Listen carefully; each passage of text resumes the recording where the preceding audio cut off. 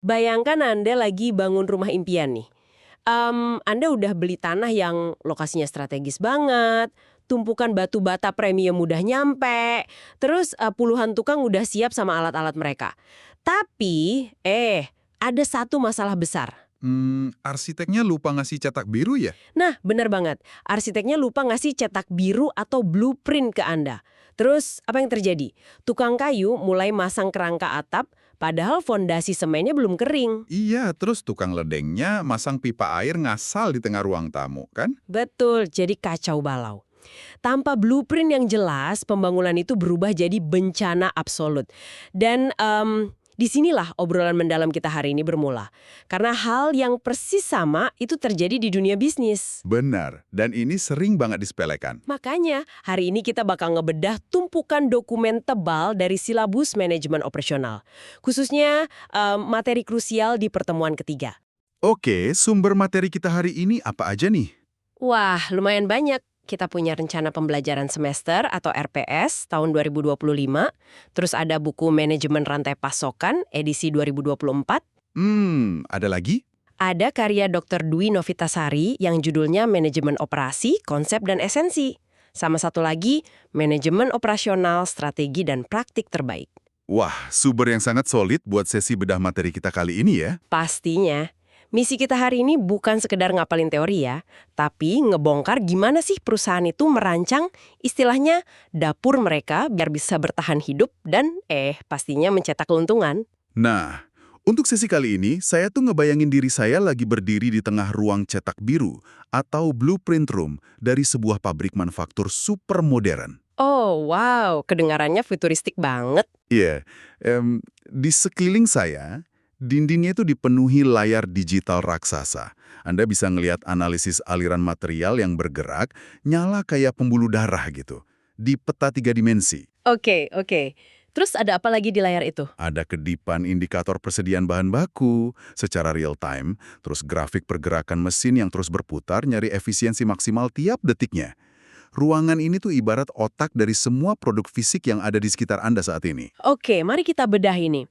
Sebelum layar-layar digital itu bisa nyala, sebelum pabrik atau layanan mulai ngehasilin uang, perusahaan tuh kan harus ngambil keputusan strategis yang paling mendasar. Ya, betul. Mereka harus mendesain prosesnya. Nah, iya, desain proses.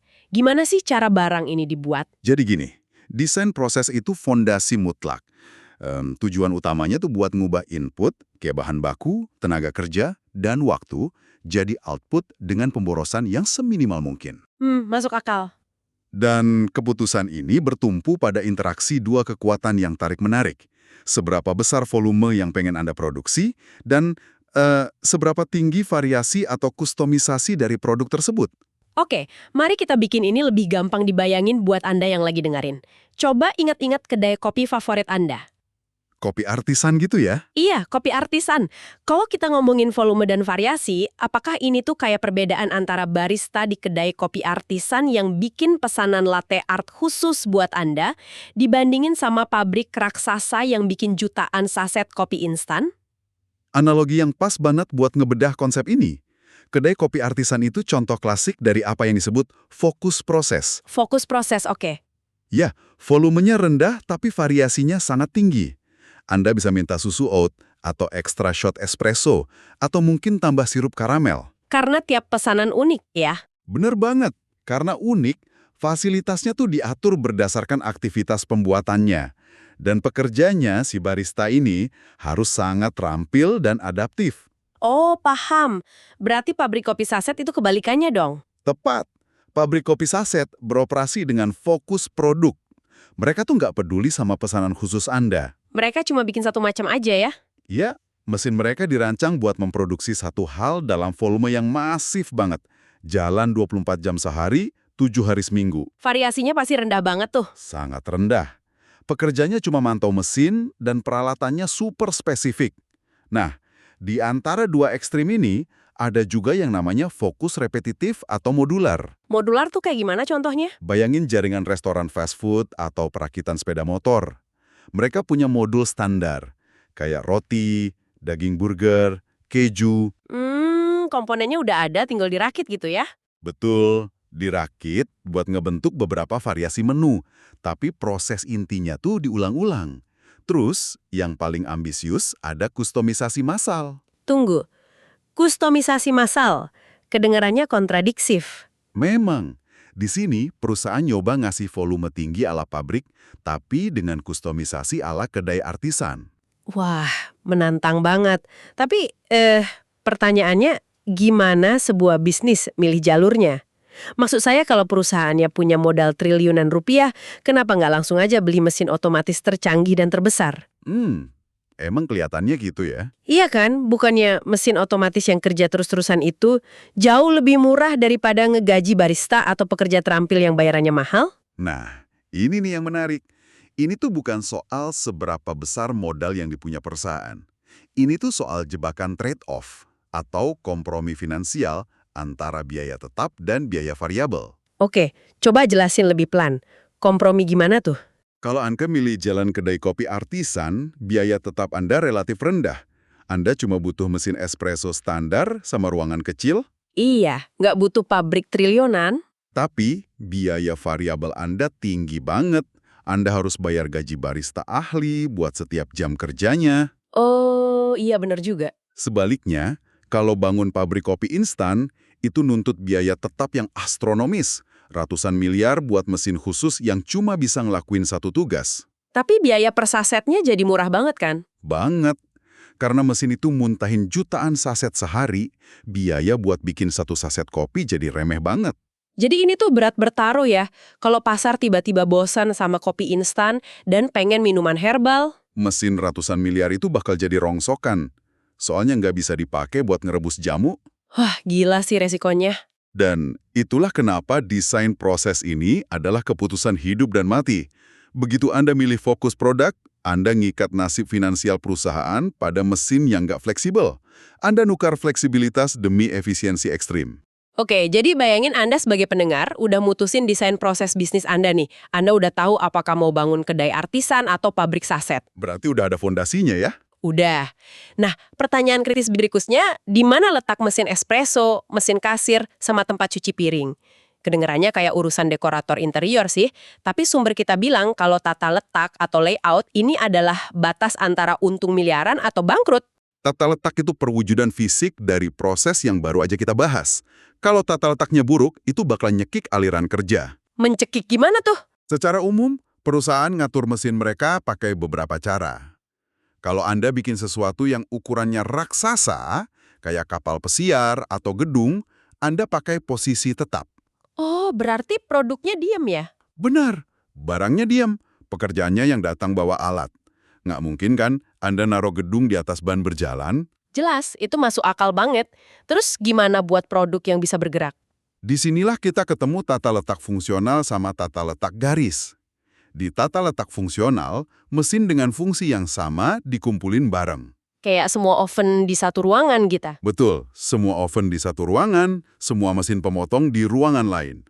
Ini ngasih fleksibilitas tinggi buat pesanan yang berubah-ubah. Kalau tata letak garis beda lagi. Beda, tata letak garis atau assembly line itu kayak ban berjalan yang sering Anda lihat di pabrik mobil. Produknya bergerak berurutan, ngelewatin stasiun kerja demi stasiun kerja. Sangat kaku berarti ya? Sangat kaku, tapi luar biasa cepat. Sebentar. Mari kita ngomongin realitanya di lapangan nih. Di buku sumber kita disebutin kalau ngerombak tata letak dan mindahin stasiun kerja itu bisa nyiptain efisiensi. Memang benar. Tapi jujur saya agak skeptis. Bayangin, bongkar lantai pabrik, ngentiin produksi berhari-hari, terus nyewa derek buat mindahin mesin bubut seberat 2 ton. Kelihatan ribet ya. Cuma buat deketin jaraknya 5 meter, bukannya kerugian karena pabrik berhenti beroperasi itu jauh lebih besar daripada keuntungan ngehemat waktu jalan kaki pekerja. Pandangan skeptis kayak gitu emang umum banget di kalangan manajer. Setidaknya sampai mereka paham matematika dari lean management. Oke, coba yakinkan saya pakai matematika. Ada konsep pemborosan akibat pergerakan atau unnecessary motion. Pergerakan yang nggak perlu? Betul. Coba bayangin seorang pekerja yang rakit komponen elektronik. Karena tata letaknya buruk, dia harus jalan ekstra 5 langkah buat ngambil skrup, terus 5 langkah lagi buat balik ke mejanya. 10 langkah tambahan. Kedengarannya sepele sih. Memang sepele kelihatannya. Tapi mari kita hitung. Katakanlah pekerja itu ngerakit 500 unit sehari, itu berarti 5.000 langkah tambahan. Wah, lumayan juga. Belum selesai. Kalau pabrik Anda punya 1.000 pekerja, itu berarti 5 juta langkah ekstra setiap harinya. Ya ampun, 5 juta langkah? Dikalikan 300 hari kerja setahun, Anda bakal sadar kalau perusahaan lagi bayar pekerja buat ngelakuin miliaran langkah yang sama sekali nggak ngasih nilai tambah ke produk. Bener juga ya, waktu yang habis buat jalan itu berarti mesin lagi nggak produksi. Tepat. Kalau dihitung dalam nilai uang, pemborosan ini pelan-pelan menggerogoti margin keuntungan Anda setiap jamnya. Oh wow. Jadi, biaya mahal buat nyewa derek dan ngerombak lantai pabrik di awal itu seringkali balik modal cuma dalam hitungan bulan. Karena ribuan jam kerja yang sia-sia tadi berhasil dipotong. Oke, itu perspektif yang brutal sih, tapi sangat masuk akal. Efisiensi itu bukan sekedar kerja lebih cepat, tapi mangkas hal-hal yang emang nggak perlu dikerjakan sama sekali. Betul banget. Nah, sekarang bayangin mesin-mesin kita udah tertata rapi nih. Jaraknya presisi, secara matematis, pekerja nggak perlu jalan ekstra. Tapi mesin-mesin canggih itu kan bakal diam aja kalau nggak ada yang dimasukin ke dalamnya. Pabrik butuh bahan baku kan? Betul. Dan ini ngantarin kita ke bahasan dari pertemuan ketiga silabus, yaitu manajemen persediaan. Persediaan atau inventory ini adalah paradoks terbesar buat setiap manajer operasi. Paradoks gimana maksudnya? Di satu sisi, persediaan itu ngasih rasa aman yang luar biasa. Kalau Anda punya gudang segede lapangan bola yang penuh bahan baku, Anda nggak bakal takut produksi berhenti meskipun supplier telat ngirim barang. Dan kalau ada lonjakan permintaan, kita udah siap barangnya ya. Tepat sekali. Tapi nyimpen barang sebanyak itu di gudang pasti nggak gratis dong. Sama sekali nggak gratis. Gudang yang penuh itu sebenarnya lagi bakar uang Anda secara perlahan. Bakar uang karena modalnya tertahan ya. Betul. Modal perusahaan membeku dalam wujud tumpukan barang. Belum lagi Anda harus bayar sewa gudang yang mahal, asuransi, biaya keamanan. Dan resiko barangnya rusak. Nah, itu.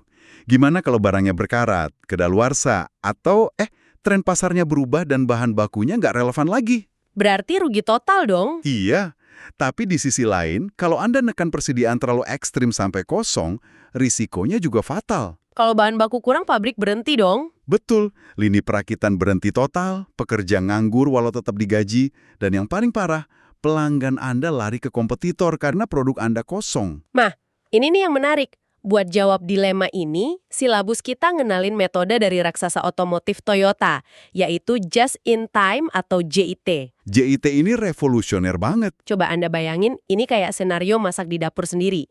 Daripada beli 2 kulkas besar buat nyetok daging dan sayur untuk sebulan, yang malah berisiko busuk, Terus gimana tuh kalau pakai metode JIT? sistem JIT ini ibarat tukang daging dan tukang sayur datang ngetuk pintu dapur Anda, bawa tomat sama daging segar, tepat 10 detik sebelum bahan itu harus masuk ke wajan yang udah panas. Analogi yang sangat visual. Tapi masa sih di dunia industri se-ekstrem itu cara kerjanya? Kalau Anda lihat lantai pabrik yang nerapin JIT murni, ketegangannya tuh persis kayak wajan panas Anda tadi. Komponen dikirim ke stasiun kerja secara harfiah, menit demi menit, sesuai kebutuhan perakitan. Jadi nggak ada barang numpuk di lantai pabrik. Nggak ada sama sekali. Tapi, JIT ini bukan cuma trik sulap buat ngosongin gudang ya. Ini tuh sebuah filosofi agresif buat maksa perusahaan nyingkirin waste atau pemborosan di setiap lini operasinya. Tapi itu gila sih. Berarti sistem ini jalan tanpa jaring pengaman sama sekali dong. Memang nggak ada. Gimana kalau tukang sayur yang ngetuk pintu tadi ternyata bawa tomat yang busuk, sementara wajan saya udah panas dan saya nggak punya stok tomat di kulkas?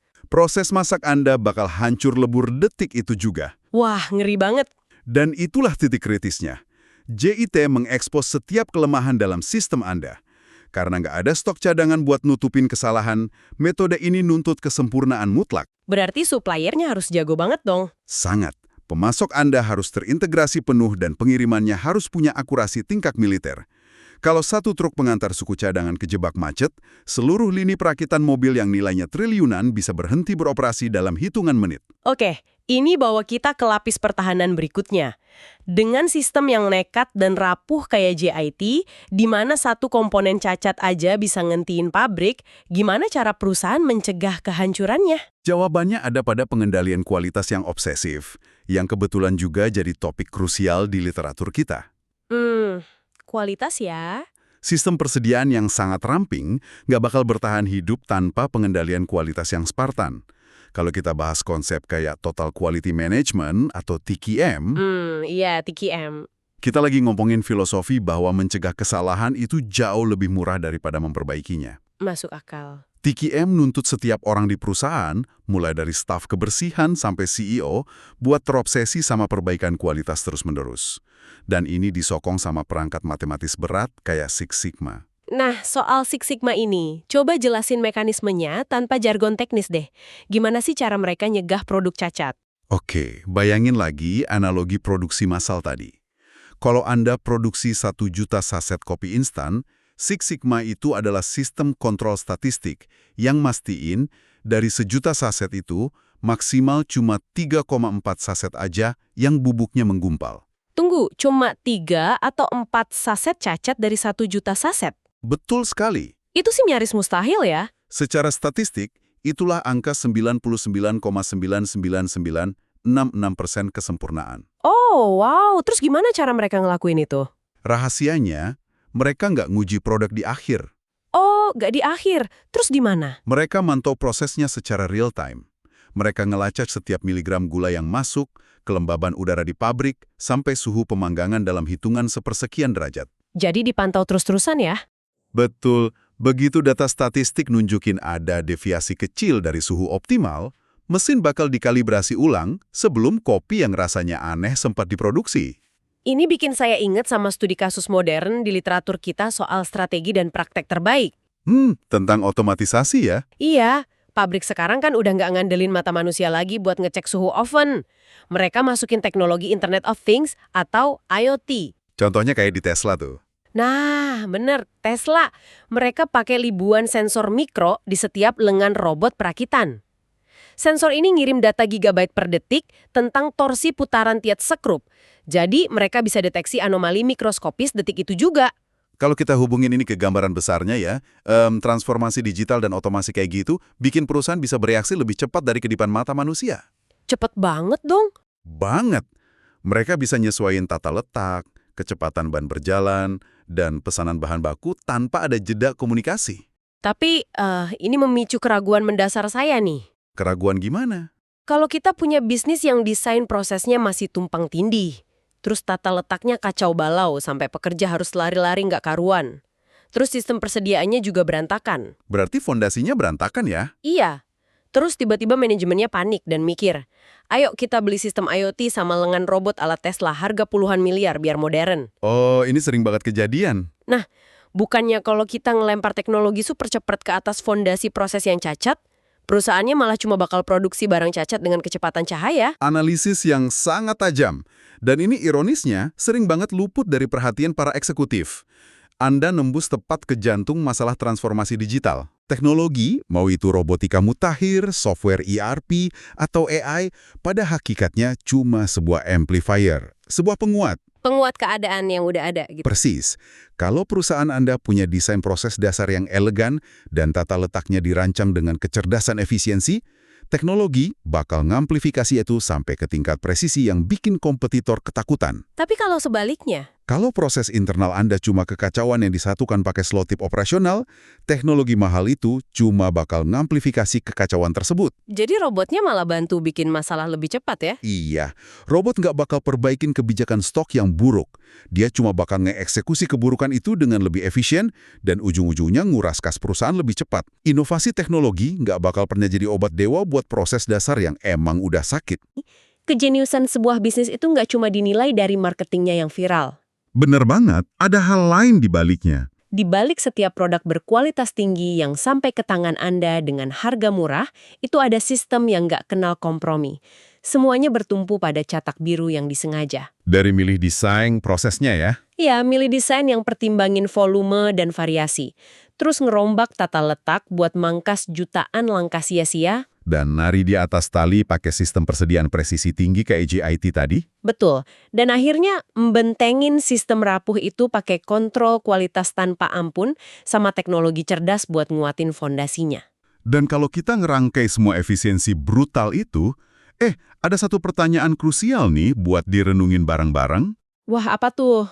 Pencarian efisiensi ekstrim ini, terutama mangkas persediaan sampai titik nol pakai JET, itu kan emang sukses nyiptain perusahaan raksasa yang ramping dan keuntungannya maksimal. Iya, profitnya luar biasa. Tapi coba Anda pikirin, apa yang terjadi pas sistem yang nyaris tanpa lemak ini dihantam sama realitas dunia yang penuh kekacauan?